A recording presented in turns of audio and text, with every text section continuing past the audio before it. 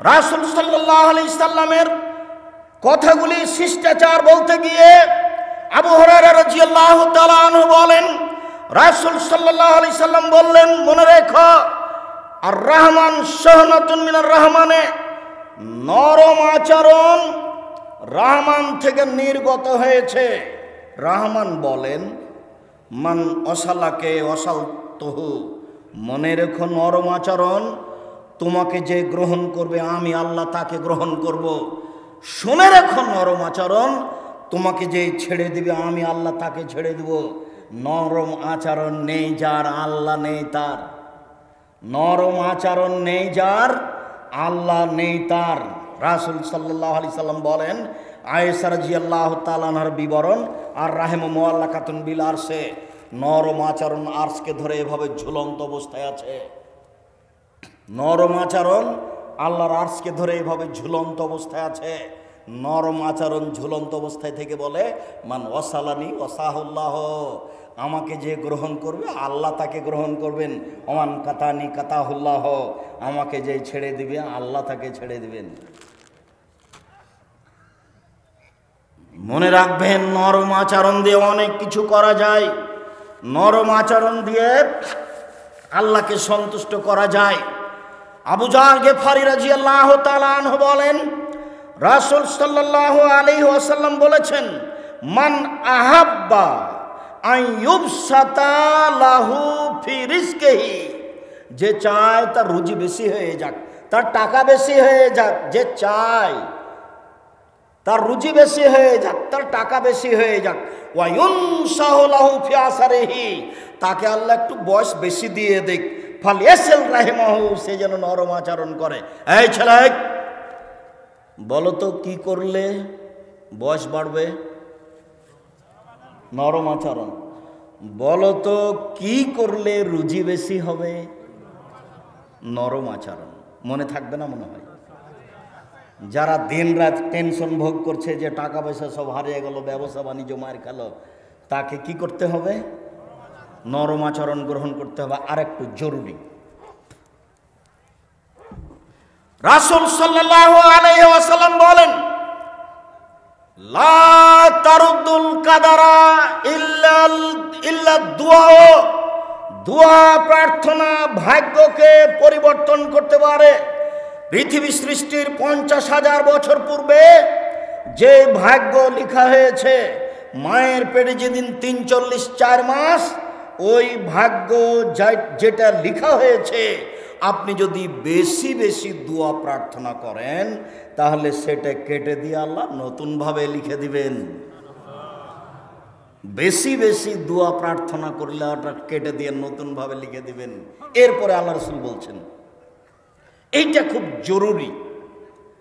পরের বাক্যে রাসূল সাল্লাল্লাহু আলাইহি ওয়াসাল্লাম বলেন, ইন্নার রাজুলা লা ইউহরামু রিজকা বিযামবে ইশিবহু, মানুষ পাপ করলে রুজি কমে যায়। এই ছেলে, খুব যথাযথভাবে কথাকে মূল্যায়ন করতে হবে। পেশাব লাগুক, পায়খানা লাগুক, কিছুক্ষণ অপেক্ষা করবেন। আমি সারা রাত বক্তব্য দিই না, কাজে আপনি আমাকে কোনো সময় বিরক্ত বোধ দেখাবেন না। আর কোনো একটা বাক্যকে আপনি স্বাভাবিক মনে করবেন না, মনে করবেন কোটি টাকা দামের। আজ থেকে খুব ভালো করে মেনে নেন। এই ছেলে, তুমি ব্যবসায় মায়ের খাচ্ছ, তুমি কথা ভালো করে শুনে নাও। মুরব্বী আপনাকে বলছি, আপনার ছেলে মেয়ে ব্যবসায় মার খাচ্ছে, জমি জায়গায় অর্থ সম্পদে মার খাচ্ছে, সব কিছু হারালো, আপনি শুনে রাখেন, আমি বলিনি এই কথা। মুহাম্মদ সাল্লাল্লাহু আলাইহি সাল্লাম বলছেন, পাপ থাকলে রুজি কমে যাবে, পাপ থাকলে ব্যবসা বাণিজ্য মায়ের খাবে, পাপ থাকলে অর্থ সম্পদ নিচের দিকে নেমে আসবে। আব্দুর রাজ্জাক সাহেব, এই হিন্দুদের কি নেকি আছে? এই কথা বলে নিজেকে ধ্বংস করবেন না। আপনার বিচার হবে, তার বিচার হবে না। অতএব তারটা দেখে আপনার কোনো লাভ নেই, তার বিচারই নেই, তার দাড়ি পাল্লাই নেই, তার ওজনই নেই, তার হিসাব নিকাশই নাই। ফিনারে জাহান্নামে খালিদিনা ফিহা, সে চিরদিন জাহান্নামে থাকবে। এই নিয়ে আপনার মাথা ব্যথার প্রয়োজন নেই। আমি বললাম, যে 4 শ্রেণীর মানুষের কবরের শাস্তি হবে না। এক, রাতে সূরা মুলক পড়ে যে। 2, শহীদ হয় যে। 3, পেট ব্যথায় মারা যায় যে। 4, জুমার দিন শুক্রবারে মারা যায় যে। তখন একটা ছেলে বলছে, ও আব্দুর রাজাক সাহেব, হিন্দু যদি জুমার দিনে মারা যায়, এটার কি কোনো উত্তর হলো? খুব পাপী যদি মারা যায়, তো আপনি ওই দিকে গেলেন কেন? আপনি পিছন দিকে গেলেন কেন? আপনি এটা আল্লাহর একটা রহমত, দয়া, এদিকে থাকেন। আপনি এটা ভোগ করেন যে আমার মরণটা জুমার দিনে হলে ভালোই হয়। আজ থেকে আপনি দোয়া করতে থাকেন। আল্লাহ নবী বলেছেন, এ কথা তো আমি বলিনি। 4টের মধ্যে সহজ কোনটা বলেন তো দেখি? 3টাই কঠিন। জুমার দিনে মারা যাবে কিনা বলতে পারি না, শহীদ হয়ে মারা যাবে কিনা বলতে পারি না, পেট ব্যথায় মারা গেলে কোন ব্যথা তা বলতে পারি না, কিন্তু রাতে সূরা মুলক পড়বো এটা নিজের ব্যাপার। সূরা মুলকের আর একটা ঘটনা আছে। আল্লাহ নবী বলছেন, যেই সূরা মুলক পড়বে বিচারের মাঠে সূরা মুলক এমন ভাবে তার পক্ষে লড়বে, যতক্ষণ পর্যন্ত ক্ষমা না হবে ততক্ষণ পর্যন্ত সূরা মুলক যাবে না। আগে ক্ষমা, তারপরে সরা। আল্লাহ বলবেন সরো না, আগে ক্ষমা হতে হবে তারপরে। যার জন্য আপনাকে বলি, আমি কোরআন মাজিদ পড়তে শিখুন, সূরা মুলক পড়তে রাতে অভ্যাসী হবেন। বলছিলাম সম্মানিত দিনী ভাই বোন, মানুষ যদি রুচি বেশি, মানুষ যদি তার বয়স হায়াত বেশি করতে চায়, তাহলে সদাচরণ করতে হবে জরুরি। মানুষ যদি অর্থ সম্পদ বেশি করতে চায়, তাহলে পাপ থেকে বেঁচে থাকতে হবে। যুবক, তোমাকে আমি বহুদিন বলেছি, এই মোবাইল তুমি আমার ব্যবহার করিও না। ছোট মোবাইল ব্যবহার করো যাতে ল্যাংটা মেয়ে দেখা যায় না। জাতি ধ্বংস হলো ল্যাংটা মেয়েকে দেখে, মহিলারাও ধ্বংস হলো নগ্ন মেয়েকে দেখে। অতএব পরকাল হারায়েন না এইভাবে গোপন পাপ করে। বিচার একদিন হবে এইভাবে, তখন কঠিনভাবে ঠেকে যাবেন, রক্ষা করার কেউ থাকবে না। বিপদ নেমে আসলে কেউ রক্ষা করার থাকবে না। সেই দিন আপনার একমাত্র বাঁচার পথ হবে আপনার নিজস্ব কর্ম, আপনার নিজস্ব আমল। কেউ আপনার পক্ষে সাড়া দিবে না। সম্মানিত দিনী ভাই বোন, আপনার পক্ষে সাড়া দেওয়ার মাত্র 4টে জিনিস আছে। 1, কোরআন তেলাওয়াত। 2, তাসবিহ তাহলিল জিকির আজকার। 3, সিয়াম রোজা। 4, কালো পাথরে চুমা দেওয়া, বৈধ টাকায় হজ করা, আবার রাসূলের পদ্ধতিতে। ঢাকাতে যদি লাব্বাইক আল্লাহু লাব্বাইক বলেন, তাহলে এই হজ বাদ পড়ে গেছে। আর যদি একাধিকবার উমরা করেন, উমরা করতে গিয়ে, হজ করতে গিয়ে, সেটাও বাদ। শুধু তপ করতে হবে, অন্য কিছু নয়। মানে ইবাদতের মধ্যে বিদাত ঢুকলে সব কিছু হারিয়ে যাবে। সম্মানিত দিনী ভাই বোন, আপনাকে আমি সদাচরণের কথা বলছিলাম। রাসূল সাল্লাল্লাহু আলাইহি ওয়াসাল্লাম বলেন, লাইসাল ওয়াসাল বিল মুকাফি, ওই লোকটা আমাকে ভালোবাসে তাই আমি তাকে ভালোবাসবো, এর নাম ভালোবাসা নয়। ও আমার সাথে সদাচরণ করে তাই আমি তার সাথে সদাচরণ করব, এর নাম সদাচরণ নয়। রাসূল সাল্লাল্লাহু আলাইহি ওয়াসাল্লাম বললেন, এজা কতিয়াত রাহমাহু ওয়া সালাহা, ও যত কাটে তুমি তত জড়াও, ও যত কাটে তুমি তত জড়াও। আমি আব্দুর রাজ্জাক বিন ইউসুফ নিজেও চেষ্টা করি, সামলাতে পারি না, কুলাতে পারি না।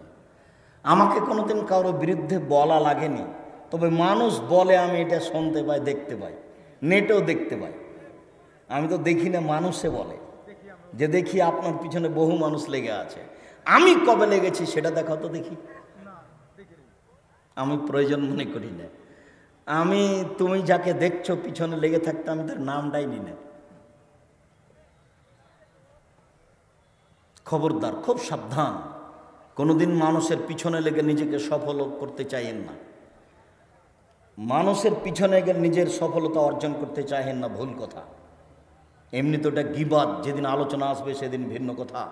আপনাকে আমি বলতে চাচ্ছি, সম্মানিত দিনী ভাই বোন, পৃথিবীতে আপনার সদাচরণ সবচেয়ে কাছের মানুষ হচ্ছে আপনার পিতামাতা। একজন এসে বলছে, আল্লাহর নবী, মা হাক্কুল ওয়ালাদে আলাল ওয়ালিদাইনে, বাপ মা ছেলে মেয়ের কাছে কি হক পায়, বাপ মা ছেলে মেয়ের কাছে কি পায়? তখন আল্লাহ রসুল বলছেন, বলো কি?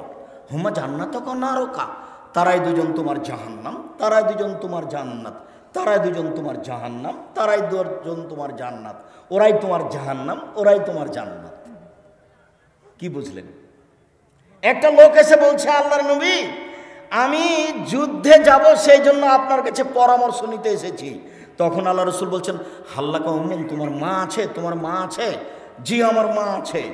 তখন বলছেন, তোমার মায়ের সাথে তুমি থাকো, মায়ের পায়ের নিচে জান্নাত তুমি মনে রেখো। বাপ মায়ের দিকে সুনজরে তাকালে কবুল হজের সমান নেকি হয়, এ কথা মিথ্যা। বাপ মায়ের দিকে সুনজরে তাকালে কবুল হজের সমান নেকি হয়, এ কথা মিথ্যা। বাপ মায়ের পায়ের নিচে জান্নাত, এ কথা সত্য। তো মায়ের পায়ের নিচে জান্নাত আছে মানে কি? মায়ের পায়ের নিচে জান্নাত আছে নাকি? মায়ের সাথে ভালো আচরণ করলে জান্নাত হবে, এ কথাই ঠিক। আপনি দেখবেন মা একেবারে উল্টা। দিন রাত দেখবেন আপনার মা আপনার বউকে গালি দিচ্ছে, আপনার স্ত্রীকে গালি দিচ্ছে, আর বড় মাছের চাকাটা আপনার বোনের ছেলের হাতে দিচ্ছে। টাকা আপনি যেটা দিয়েছিলেন সেটা আপনার বোনকে দিয়ে পাঠিয়ে দিয়েছে। আপনি যা দেখছেন সবই উল্টা। আল্লাহ এখন পরীক্ষা করছেন আপনাকে, আপনি পরীক্ষায় পড়েছেন, সাবধান। এখন আপনাকে পেশাব পায়খানা আপনাকে পরিষ্কার করতে হবে, কথা আমি বলেছি আপনাকে বহুবার। সন্ধ্যার সময় এসে দেখছেন আপনার মা বিছানায় পেশাব করে ভিজা বিছানায় শুয়ে আছে। আপনি আপনার স্ত্রীকে বললেন, হ্যাঁ তুমি আমার মার পেশাব পরিষ্কার করনি কেন? তখন আপনার স্ত্রী বলছেন, আপনার মা আমাকে অকথ্য ভাষায় গালি দেয়, আমি আপনার মাকে দেখবো কেন? তুমি দেখো গা। এ কথার কি উত্তর আছে? এ কথার উত্তর কিছু নাই তোমার। পেশাব পরিষ্কার করবে তুমি, কাপড় ধুয়ে দিবে তুমি, গোসল করিয়ে দিবে তুমি, কাপড় বদলিয়ে দিও তুমি, মাথায় করে কাঁধে করে তোমার মাকে হাসপাতালে নিয়ে যাবা তুমি। তোমার বোন এসা করতে পারবে না, ও শ্বশুর বাড়িতে আছে। তোমার বউ করবে কিনা নিশ্চিত বলা যায় না। একদিন তুমি ছিলে তোমার মায়ের কোলে, এখন তোমার মা তোমার কোলে। তোমার পেশাব পায়খানা ছোট, তোমার মা আদর করে পরিষ্কার করেছে। বয়স্ক মানুষের পেশাব পায়খানা আদর করে পরিষ্কার করা যায় না, খুব কঠিন। মানে তুমি এখন পরীক্ষায় আছো, যার জন্য রাসূল সাল্লাল্লাহু আলাইহি ওয়াসাল্লাম বলেছেন এইভাবে দোয়াটা করিও, ওয়া আউযু বিকা মিন আরদালিল উমর, আল্লাহ তুমি এই বয়স দিও না যাতে আমি অচল হয়ে যাব, আমাকে ধরে পেশাব পায়খানায় নিয়ে যাওয়া হবে, এই বয়স তুমি আমাকে দিও না। এরকম রোগ ব্যাধি তুমি আমাকে দিও না যেটা আমি বিছানায় পড়ে থাকবো, আমাকে ধরে পেশাব পায়খানা নিয়ে যাওয়া হবে, আমি বিছানায় পেশাব পায়খানা করবো। এটা কষ্টকর জীবন, এটা দেখাশোনা করাও খুব কঠিন। এরপরে আমি তোমাকে বলে রাখছি যুবক, আপনি আমার দিনী ভাই, আপনাকে আমি বলে রাখছি, মায়ের সেবা আর একজনের হাতে দিয়ে করতে হবে না, কাজের মেয়েদের করতে হবে না, স্ত্রী দিয়ে করার চেষ্টা করবে না। স্বেচ্ছায় কেউ করে সেটা ভিন্ন কথা। আপনি মনে করবেন এটা আমার জিম্মেদারি, কাপড় আমি পরিষ্কার করব। কলেজ থেকে এসে, স্কুল থেকে এসে, ব্যাংক থেকে এসে আগে মায়ের কাছে যাব, খবর নিব মা খেয়েছে কিনা, কাপড়ে পেশাব করেছে নাকি, সব কিছু দেখার পরে আমার খাওয়া আগে। ভুলে গেলেন আপনি সেই দিনের কথা? ওই দিনের কথাটা আমি খুব বারবার যখনই ছাত্রকে পড়াই তখনই আমার বাস্তবতা খুব কঠিন বলে মনে হয়। এটা কেমনে হয়? ওই যে ঘটনা, তিনজন লোক গর্তে আটকা পড়েছিল, তার একজন বলছে আমি আমার বাপ মাকে আগে খাওয়াই, তারপর আমার ছেলে মেয়েকে খাওয়াই। তো যখন উনি বলছেন আল্লাহ আমার এইটা নীতি, আমি একদিন দূরে ঘাস কাটতে যাই, গরু ছাগল নিয়ে যাই, এসে দেখি আমার বাপ মা ঘুমিয়ে গেছে, আমি দুধ দহন করে নিয়ে এসে দাঁড়িয়ে থাকলাম, আমার বাপ মাকে আমি জাগাতেও পারি না, আমার ছেলে মেয়েকে আমি খাওয়াতেও পারি না। এটা জাগাও না ইন্দা কাদামাইয়া, আমার ছেলে মেয়ে আর দুই পায়ের নিচে চিল্লা চিল্লি করে কাঁদে, দাবিও দাবো মাত্তা তালাল ফাজর, আমার ছেলে মেয়ে কাঁদতেই থাকলো, আমি গিলাস নিয়ে দাঁড়িয়ে থাকলাম, সকাল হয়ে গেল। আইন কোন তালাম, তুমি যদি মনে করে থাকো এমনি ফালতোকে আমি এই কাজটা করেছি লিপ থেকে ওঝেকা আপনাকে একবারে সন্তুষ্ট করার জন্য, তাহলে তুমি আজকে গর্তের মুখ থেকে পাথর সরিয়ে দাও। আল্লাহ বলছেন ঠিক আছে, তোমার কথা মেনে নিলাম, আমি পাথর সরিয়ে দিলাম। হাদিস তো বুখারী মুসলিম, কিন্তু আপনি এর বাস্তবতা দেখেছেন? আপনার ছেলেটা ওখানে কাঁদছে, তা আপনি এখান থেকে লাফ দিয়ে দৌড়িয়ে বলছেন আব্বু আব্বু আম্মু আম্মু আম্মু, আপনার স্ত্রী রান্নাঘর থেকে দৌড়িয়েছে, দুইজন মিলে নিচ্ছেন, কিন্তু সারা রাত ছেলে মেয়ে পায়ের নিচে কাঁদলো। হাদিস তো বুখারী মুসলিম, আমি তো কিছু বলতে পারি না, কথা আমি বুঝাতে পারিনি মনে হয়।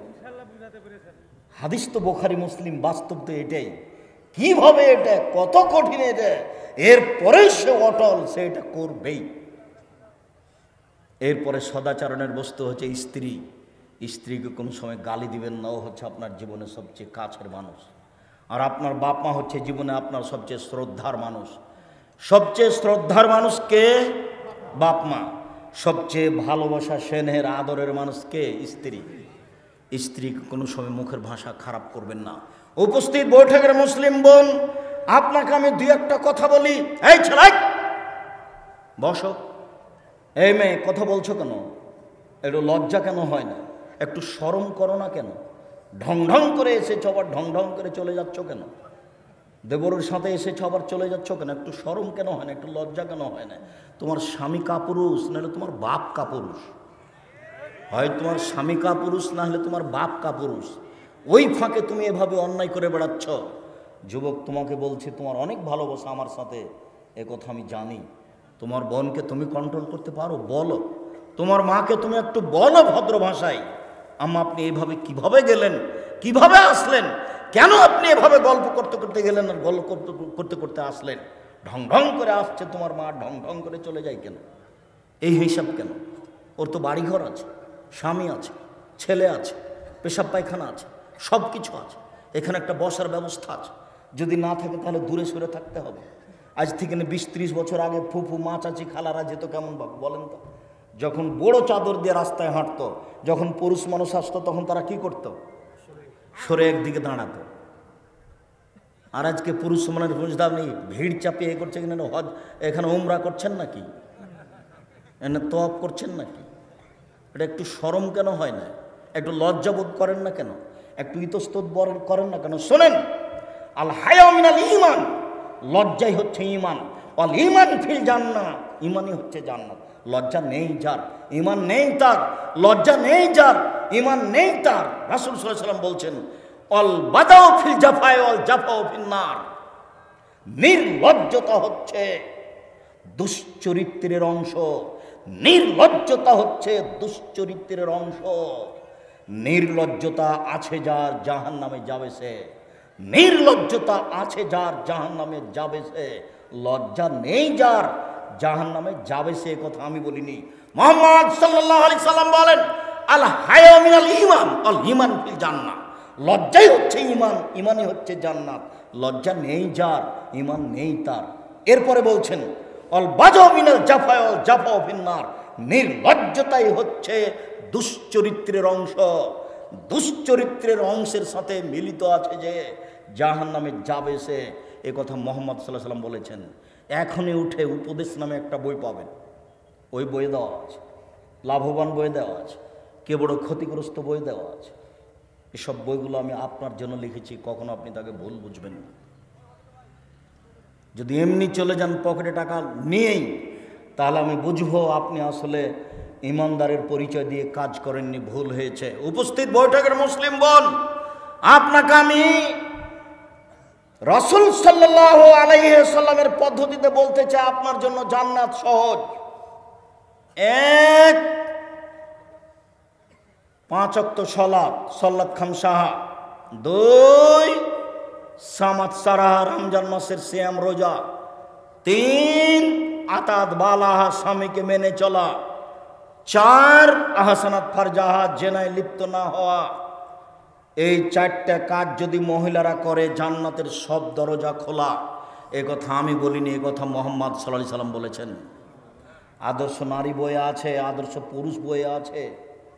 এই হাদিস আপনি 2 বইয়ে দেখতে পাবেন, অন্যান্য বইও আছে, উপদেশ বইও আছে। 4টা জিনিস যদি মহিলারা করতে পারে, জান্নাতের সব দরজা খোলা। এরকম কোনো কর্ম পুরুষের জন্য নেই।